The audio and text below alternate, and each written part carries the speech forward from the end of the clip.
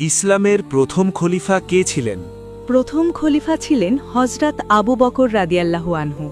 তিনি ৫৭৩ খ্রিস্টাব্দে মক্কায় জন্মগ্রহণ করেন এবং ৬৩৪ খ্রিস্টাব্দে ইন্তেকাল করেন। তিনি ৬৩২ থেকে ৬৩৪ সাল পর্যন্ত মুসলিম উম্মাহার খলিফা ছিলেন। ইসলামের দ্বিতীয় খলিফা কে ছিলেন? দ্বিতীয় খলিফা ছিলেন হজরত উমর রাদিয়াল্লাহু আনহু। তিনি ৫৮৪ খ্রিস্টাব্দে মক্কায় জন্মগ্রহণ করেন এবং ৬৪৪ খ্রিস্টাব্দে ইন্তেকাল করেন। তিনি ৬৩৪ থেকে ৬৪৪ সাল পর্যন্ত খিলাফাতির দায়িত্ব পালন করেন। ইসলামের তৃতীয় খলিফা কে ছিলেন? তৃতীয় খলিফা ছিলেন হজরত উসমান রাদিয়াল্লাহু আনহু।